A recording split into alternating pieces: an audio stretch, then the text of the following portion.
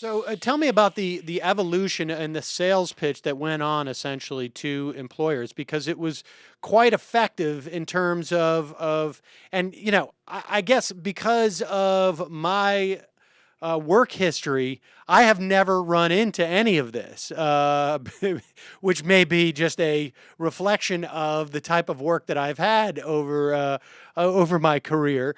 But a huge percentage of American workers are subjected to this. Yes. Yeah, and it's historically primarily targeted low-wage workers. And so if you want to get a job working at Walmart, if you want to get a job working at a fast food restaurant, you're often subjected when you apply to some form of drug testing. So it's it's always been a very class-based regime where a lot of professionals don't get drug tested, but blue-collar workers are often the ones who are really at the front lines. This problematic regime of drug testing really goes hand in hand with other problems that exist in American workplaces, like the lack of protection from being fired for no cause. So if you get tested by your boss and you are found to be positive, meaning you may have smoked pot at a party on Saturday night, then you can then just be fired, right? And so there is nothing new about this. This has been the system in place since the late 1980s. And now what we have Republican lawmakers proposing is to expand testing to people who have lost their jobs and are applying for unemployment benefits. So applying for support through a program that they have paid into through their paychecks. And what Republican lawmakers are increasingly advocating for is that people should have to pee in a cup before they can collect benefits. And I think and already we've had many laws that have been proposed. 8 states now have laws on the books requiring people applying for welfare to be subjected to some not all states that have passed these laws require everybody applying for welfare, but some part of the population applying for welfare in 8 states is now going to be subjected to drug tests, and this is expanding into the area of unemployment insurance as well. Yeah, you're right that 16 states have considered laws tying unemployment insurance benefits to drug tests. Now, from a legal perspective, how is it that if the U.S. government couldn't randomly do it to test everyone in the country force everyone to pee in a cup, as you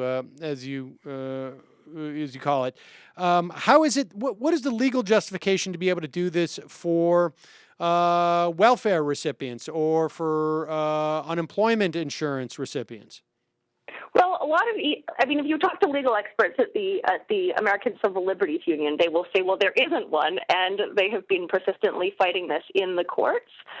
And what we've seen emerge is a pattern whereby states that have passed laws that mandated that everybody applying for these programs get a drug test. We've seen that has not had success in holding up in the courts. So in the state of Florida, there was a law that was enacted by the state governor, whose wife happens to own a company with drug testing that conducts drug testing. So what a tremendous coincidence! To profit from this law. This is Rick Scott. Yes, and it did not last for very long. There were many welfare recipients in Florida that were forced to go to private drug testing companies to pay out of their own pockets to be tested, and then the state would then reimburse them if they tested negative, if they were found to be drug-free. And the ACLU launched a lawsuit and successfully forced the state to drop this program. And what we've seen now, there are states who followed exactly in the Florida model. So Georgia passed a bill, which is now on hold pending what Georgia decides to do, given that this very similar program in Florida was found to be unconstitutional. But what we are seeing is that there are other states, like Kansas is the most recent state to have passed a drug testing law that targets welfare applicants and also unemployment insurance applicants. And it's based on a suspicion-based testing model, which really leaves a lot of room open to interpretation by the state as to whether somebody seems to be at risk for being a drug user. So it can be if you were fired from a job because you tested positive. We already know that the regime of workplace drug testing is extremely problematic, but that could be considered grounds for you having to pee in a cup before you collect unemployment insurance or before you collect any welfare benefits. What else would constitute some type of suspicion? I mean, if you come in with, I don't know, you're wearing a tie-dye shirt. I mean, what else at that point would are they claiming would create a legally justified suspicion? Well, they say that if you had any sort of past drug conviction, it can be some. There are other states that have started giving people questionnaires. So you could, if you will answer a series of questions that are supposed to determine whether you might be a drug user. This is an area where. An area where I think that we're really seeing a correlation being made between this very unfair and discriminatory regime of workplace drug testing and eligibility for benefits is in the area of unemployment insurance.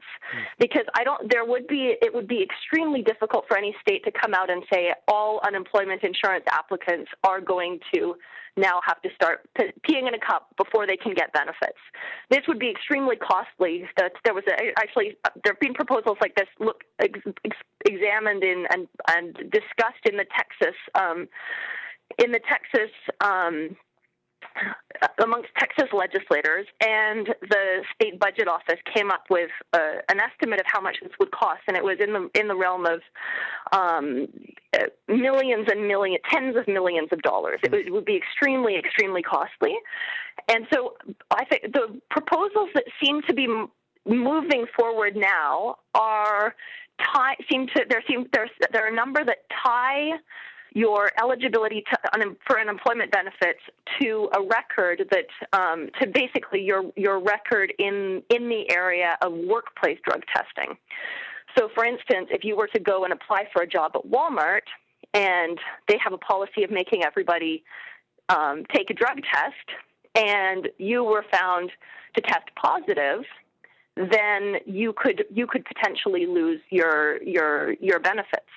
Now, do these private corporations the support to be able to look for work? So basically, the state is sort of outsourcing this extremely problematic, what would be unconstitutional for them themselves to do, to the existing workplace drug testing regime. Do in the event of a situation where you need to test before you get a job, and you fail that test, is that information kept by that corporation, and is that then sold essentially to the government in the event that to the state government in the event that they down the road a year later, let's say, you find another job that doesn't require testing, you get fired, you get laid off, whatever it is, and you go for unemployment insurance? Is that problematic for you? Currently, there isn't a centralized database of this with this information, and that's what some lawmakers in some states that have been pushing for these kinds of measures are now proposing, that employers should report people who fail a drug test to state unemployment agencies, so that the state could then cut off the potential workers' benefits. Even if it prevents them from getting. I think we need to keep. In a broader perspective, I think we need to look at this as in part an assault on a population that, in the context of what is being considered the greatest economic recession since the Great Depression, is a policy of blaming the victims, right? The more that we talk about potential drug users amongst the unemployed or amongst welfare applicants, the less pressure there is on lawmakers to find real solutions to this economic crisis that is extremely harmful to a lot of American families. So I think that's important. That's I think a very important part of the context, is that there is an ideological assault that is tied to this agenda of making the unemployed and poor Americans pee in cups. Just the other day, I think we heard Pennsylvania Governor Corbett claim that the reason why there's such joblessness in Pennsylvania is because there are few people who can pass a drug test. I mean, he literally blamed the rise in unemployment in his state because there are people, there's not enough people who are drug-free to work, essentially. So we're already seeing the sort of the political value of these drug tests. But we're talking about an industry here. When we talk about these drug test industries, and this is what is also scary, because as they lose some of these court cases, and it's more difficult for them to get that prize of every person who is going to apply for unemployment insurance, they have to seek out others. How big of an industry is this? I mean, how many hundreds of millions of dollars are we talking about annually?